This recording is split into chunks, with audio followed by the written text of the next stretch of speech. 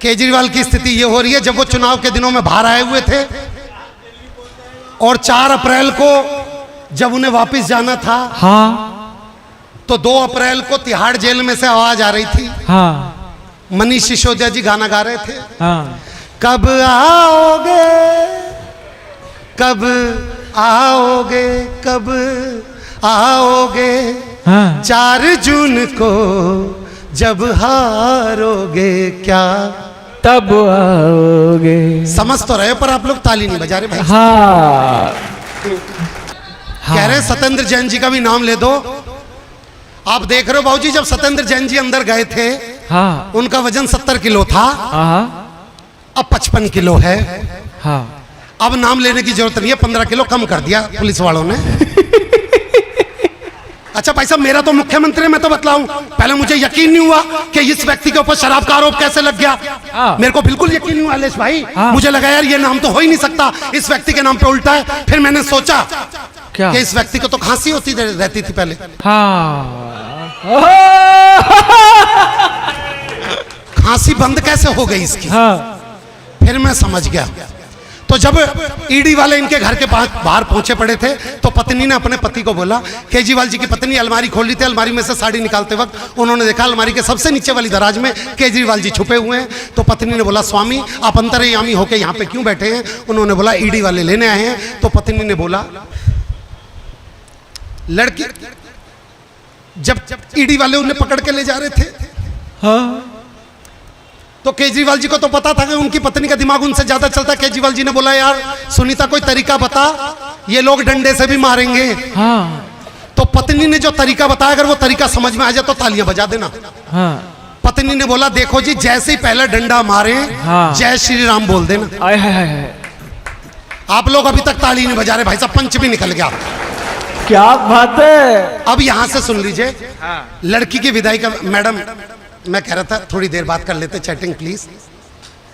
किसी गरीब की लड़की ब्याही जा रही है, चैटिंग तो बाद में भी हो जाएगी। और मैं पहले बता दूं, अभी भी कोई व्यक्ति कन्यादान देना चाहता हो तो इस वाली जेब में रख के चला जाए, कोई दिक्कत वाली बात नहीं। हाँ, लड़की के विदाई का समय चल रहा है, लड़की का वजन 150 किलो। और सबसे बड़ी बात यह है कि जिस मामा को लेके जानी थी वो सगा मामा है ही नहीं। तो वहां पे 2 लोग खड़े थे, एक तो अपना ये छोटा भीम यहां पे खड़ा था, और यहां पे खड़ा था अलेश भाई। तो पहले गांव के आदमी ने पहले अलेश भाई से बोला, हाँ, बेटे अलेश, बेटे उठा दियो जरा, थोड़ी सी दूर की बात है। तो अलेश तो बचपन से उस 150 किलो की लड़की के संग स्टापुर खेलता आ रहा है। हाँ, तो अलेश ने तो जैसे देख के बोला, तो अलेश ने बोला, मेरा तो पथरी का ऑपरेशन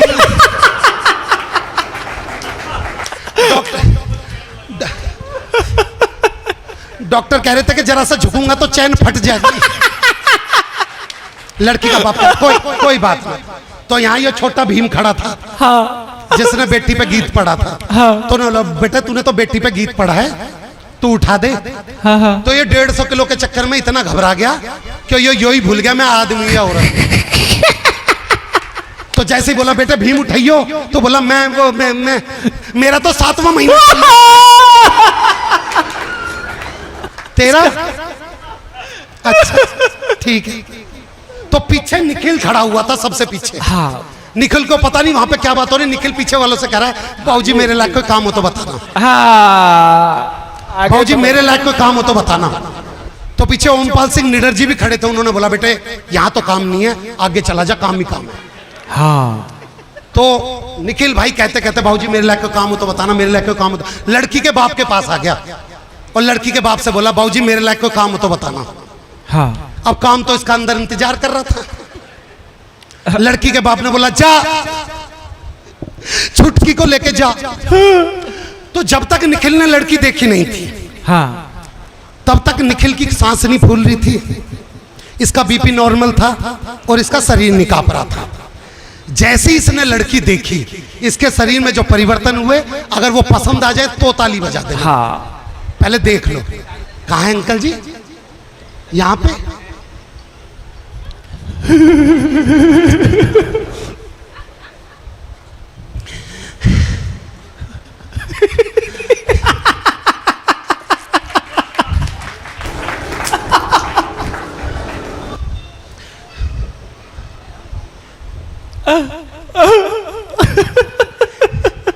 क्या करना है अंकल जी?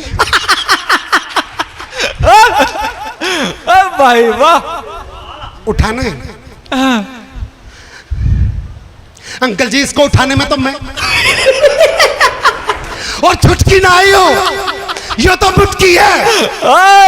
सबने बोला नहीं बेटे देख, अब तूने बोल दिया, अब तुझे उठानी पड़ेगी। हाँ, तो इसने उठाने की छोटी सी कोशिश की, हाँ। तो रीढ़ की हड्डी में से चटक की आवाज आई। पर ये भाई साहब आए जो आगे व्हाइट शर्ट में बैठे हुए, हाँ, इन्होंने आए और इन्होंने सुल्तान फिल्म का गाना गाया। हाँ। इसका कॉन्फिडेंस बढ़ाने के लिए निखिल का, इन्होंने गाया खून में तेरे मिट्टी, तेरा खून, मिट्टी में तेरा खून, ऊपर अल्लाह नीचे धरती बीच में तेरा जुनून। भाई साहब निखिल ने लड़की उठा ली, पर उस घर का आंगन इतना ही बड़ा था जितना यहां से लेके बाहर का गेट। अरे राम। निखिल आधे रास्ते तक ही लेके गया था हाँ, कि लड़की के मन में फिर मां के प्रति प्यार जग गया। वो इसकी गोदी से उतर के मम्मी कहती हुई वापसी आ गई। हाँ, लड़की का बाप बोला जा लेके करा, लेके आ मतलब ये पीले सूट वाली आंटी के यहां तक तो लेके आ गया था, बस यहीं पे लिया था, ज्यादा दूर नहीं है। कह रहा दोबारा से उठा, इसने दोबारा से उठाने की कोशिश की, नहीं उठ रही। हाँ। तो अब की बार ये मैडम जो कैमरा यूज कर रही है, हाँ, ये आई और इन्होंने गाना गाया, ओ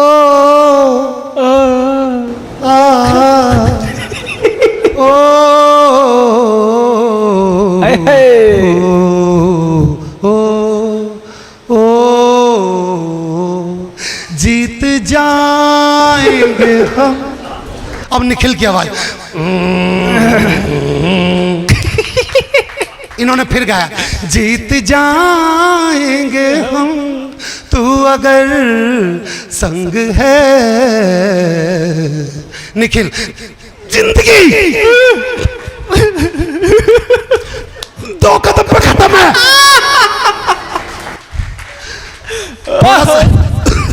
थोड़ा सा आगे बढ़ा तो उस लड़की की बड़ी बहन जो कि 180 किलो की थी, अरे राम। उसने अपना 30 किलो का हाथ उसी कंधे पे रख दिया जिस पर पहले से 150 किलो पड़ा था, अरे राम। और हाथ रख के शिक्षा दे रही है, देख सास को माँ की तरह देखियो, हाँ, पिता को ससुर, ससुर को पिता की तरह देखियो, हाँ। देवर को भाई की तरह देखियो, और नंद को ये बोला तू लिख के दे दे, मैं गाड़ी में दे दूंगा। थोड़ा सा आगे बढ़ा तो लड़की का बाप रो रहा। भाई साहब इमोशनल मूवमेंट, लड़की का बाप करा हो मेरी फूल सी बच्ची। अच्छा फूल सी बच्ची सुन के तो इसकी खून सूख गया इसका। कह रहा कौन सी बच्ची? कह रहे फूल सी।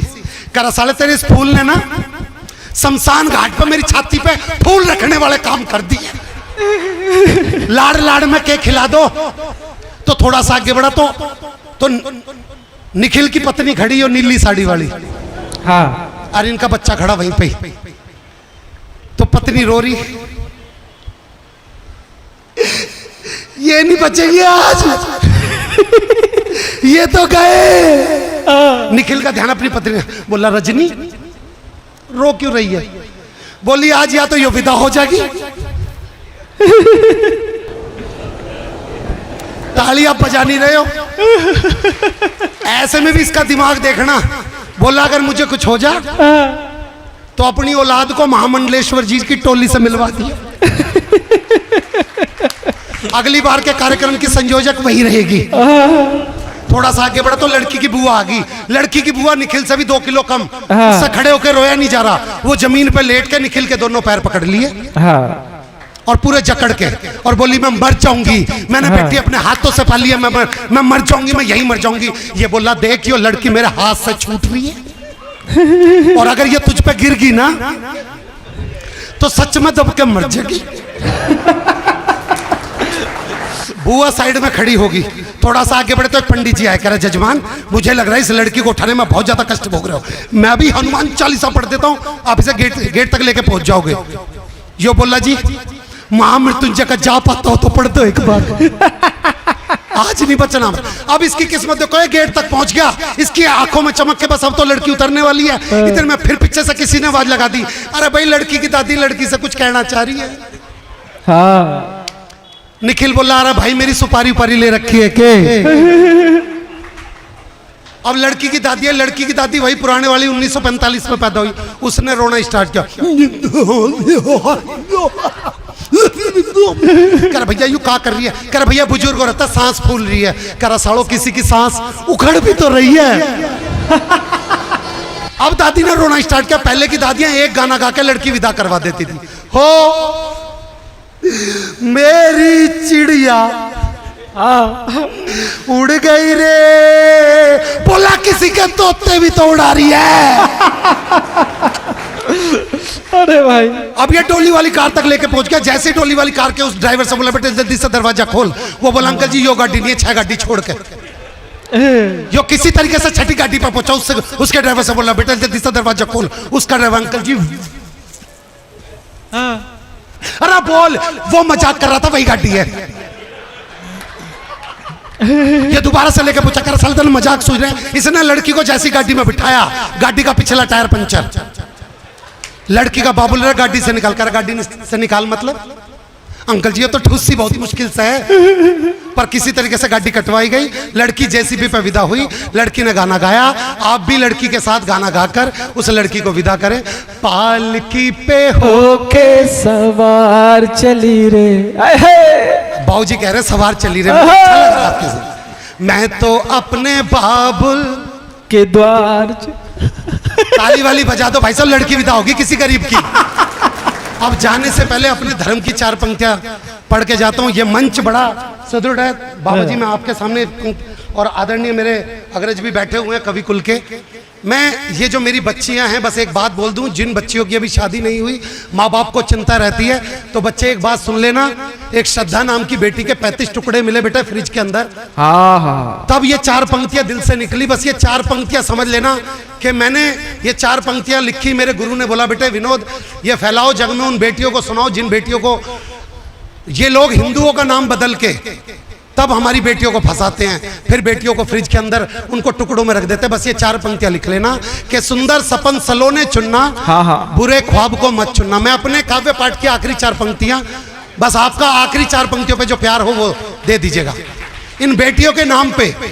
कि सुंदर सपन सलोने चुनना, बुरे ख्वाब को मत चुनना। कि सुंदर सपन सलोने चुनना, हाँ। बुरे ख्वाब को मत चुनना। और खोदे जो पहचान तुम्हारी उस नकाब को मत चुनना। और मेरी बच्चियों मेरी ये 4 पंक्तियां याद रखना तुम सदा। रवि सूर्य दिनकर को चुनना, हाँ। आफताब को मत चुनना। बहुत रवि बढ़िया। सूर्य दिनकर को चुनना, आफताब को मत चुनना। धन्यवाद।